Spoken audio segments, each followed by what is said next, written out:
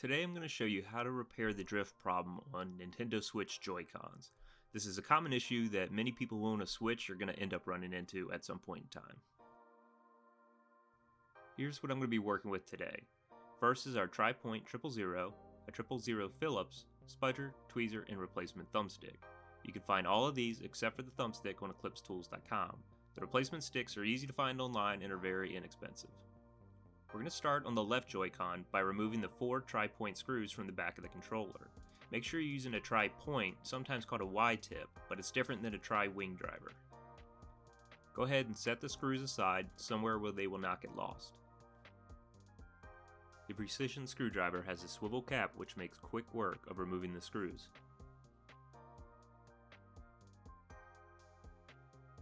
Use the thin tip on the spudger to separate the front and back casing of the controller.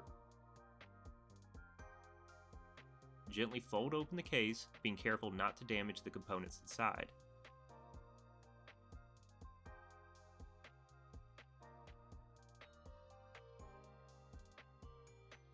Using the spudger or a pair of tweezers, pull up on the battery connector. Don't try to slide it, it lifts straight off the board. Just apply a small amount of pressure until it pops off.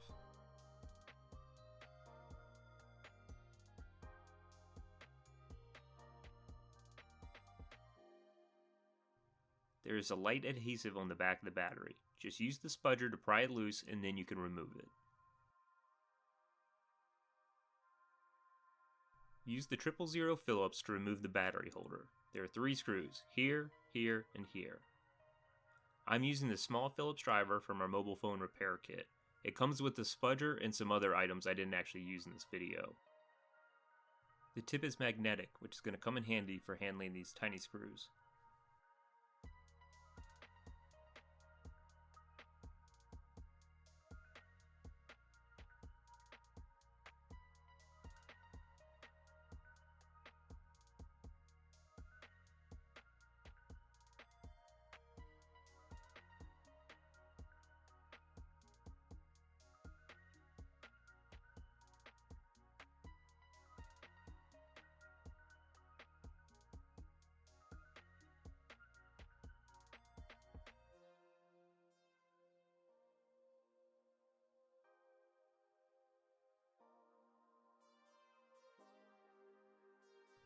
After removing all the screws, fold open the battery compartment away from the rest of the Joy-Con.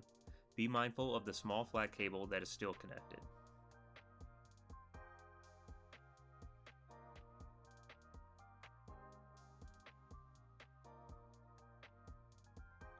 Use a pair of tweezers to unlock these 3 sockets and remove the flat cables. It should take very little force to pull the cables free.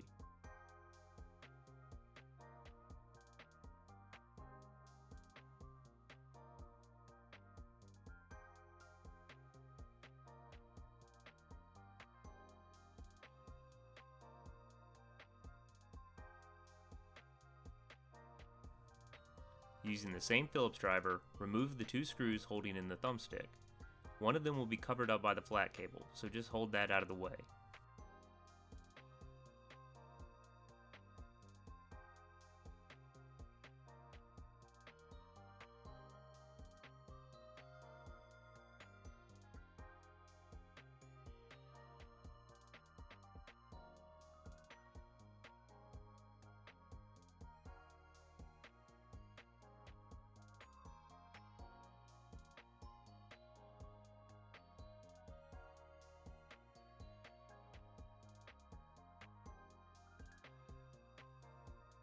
You can now remove the old thumbstick.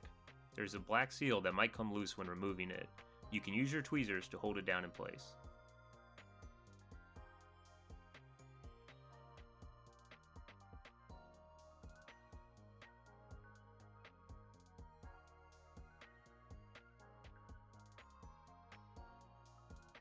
It's now time to install the new thumbstick. Be sure to lift the flat cable up and out of the way so it does not get damaged. Fasten it down with the 2 Phillips screws you previously removed.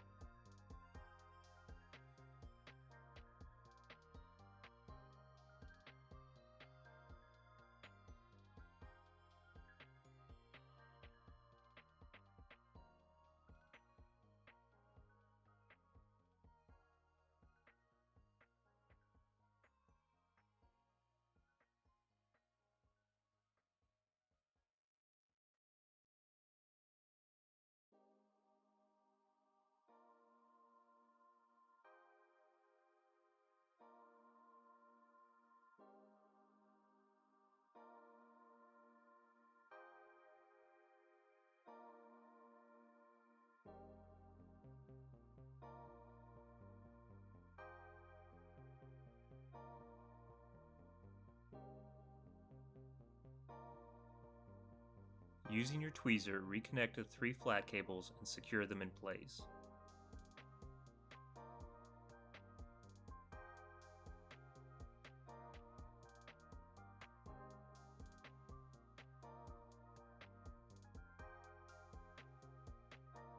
If your shoulder button happens to fall out, just set it back in place before closing up the unit.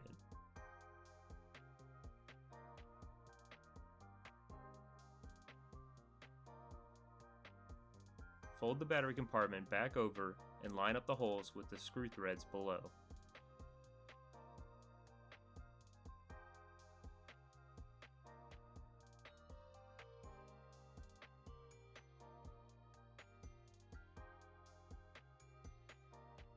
Reinstall the other 3 Phillips screws. You'll want to support the case with your hand so you don't push down on the thumbstick below.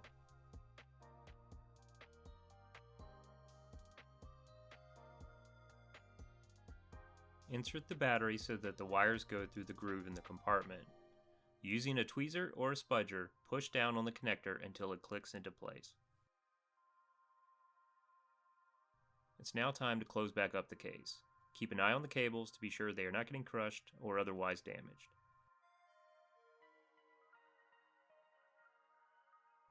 Fasten it back together using your 4 tri-point screws and you're all done. It may need to be calibrated, I'll get to that at the end of the video.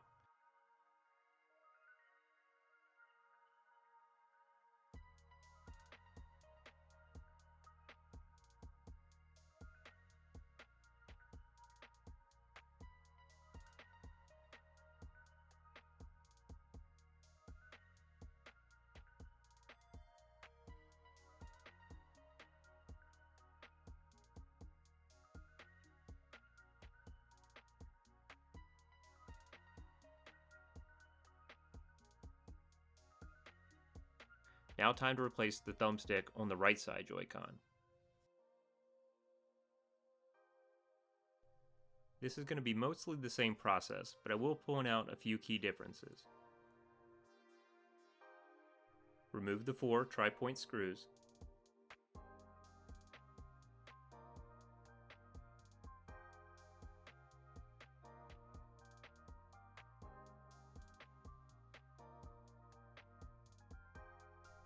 Use the spudger to separate the 2 halves of the Joy-Con and carefully fold them apart.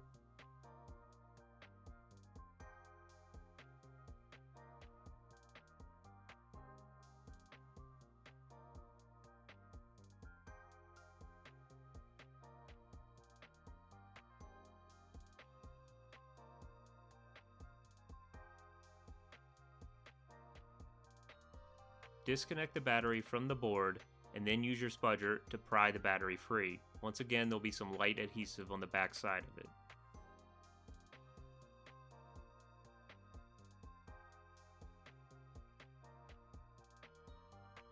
As you can see here, this is one of the places where the right-hand Joy-Con is a little bit different. This antenna is ran through a channel on the side of the battery compartment. Just pull it free and move it out of the way before you remove the battery compartment.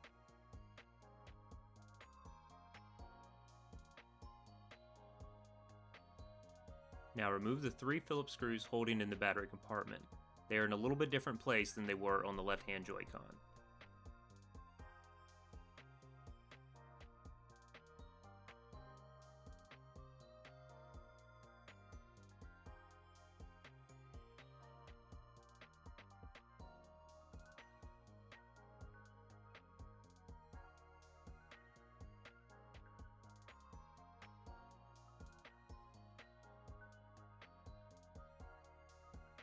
Be very careful when folding over the battery compartment on this Joy-Con. Unlike the left, this one has a very short flat cable underneath that you're going to have to kind of get in there with a pair of tweezers and disconnect.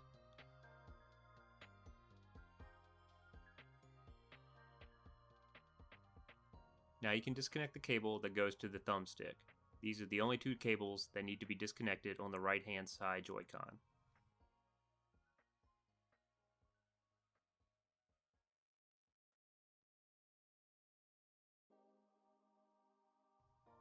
Remove the 2 thumb screws and then you can pull out the thumbstick from the housing.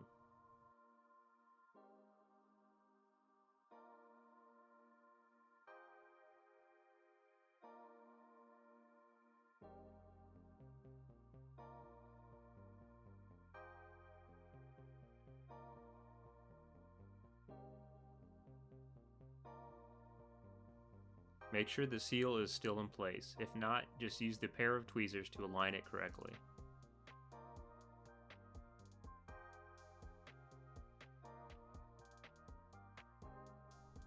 Now take one of your new thumbsticks and install it in place with 2 Phillips screws. Support the back of the unit so that you're not pushing down on the thumbstick while trying to screw it in.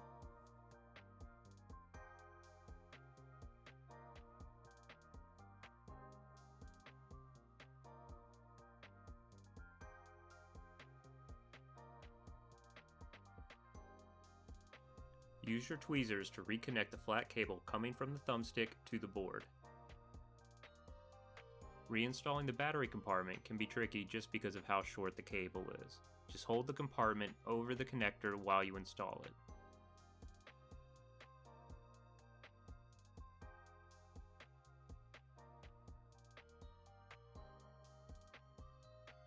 Secure the battery compartment back in place using the 3 Phillips screws.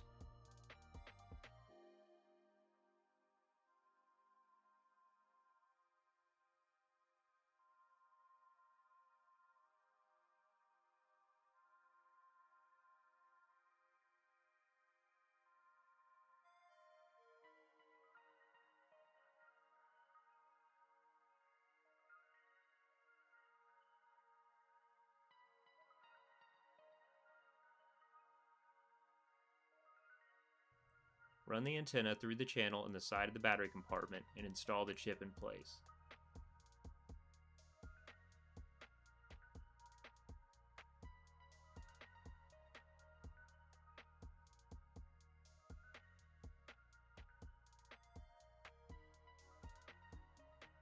Put the battery back into the compartment and then using a pair of tweezers or pliers, push the connector back onto the board until it clicks into place.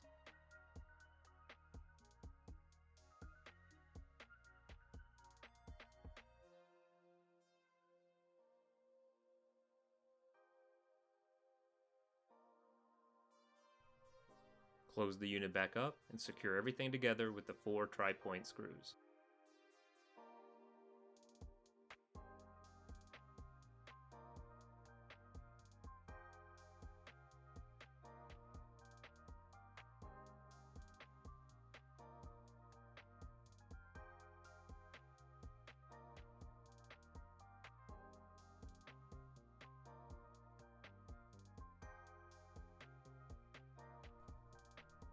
Now, one last thing you might have to do is calibrate your thumbsticks.